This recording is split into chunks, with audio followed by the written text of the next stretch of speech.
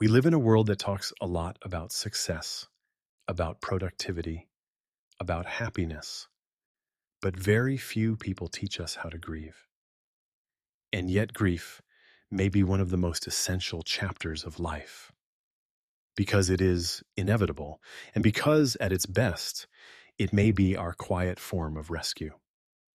Grief begins when something irrevocably disappears: a person, a relationship, a dream, or even just a version of life we once believed in. The loss itself is often just a moment. But the grieving is a process, slow, shapeless, quiet. It doesn't arrive in clean stages, it comes in waves. Sometimes in the middle of a supermarket, sometimes in the silence of the night, or suddenly when someone laughs just like the one who's gone. Many of us try to avoid grief. We distract ourselves, travel, work, shop. Not out of superficiality, but out of fear, fear of a feeling that resembles dying, a void, a pull, a helplessness we have no language for. But what happens when we don't grieve?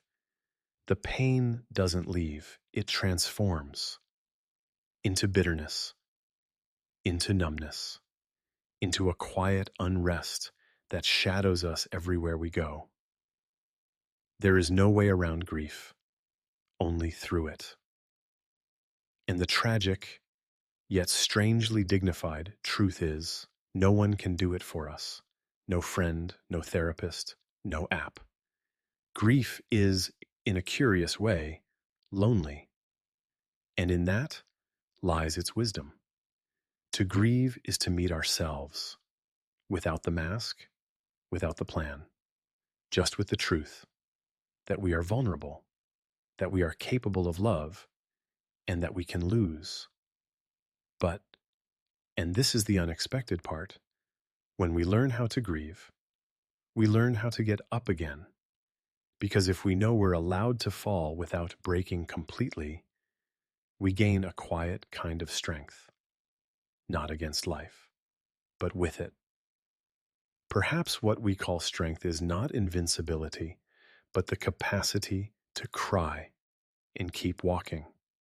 Not because we don't care, but because we've learned feelings aren't the problem. They are the path back to ourselves. Grief is not a flaw. It's proof that we are human, not machines. And perhaps real maturity is not about overcoming grief, but giving it space. Without rushing, without shame, just being present with what hurts. And slowly, not forgetting, but weaving it into our lives.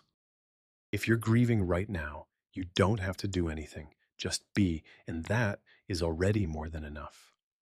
Subscribe for more psychological depth in a noisy world.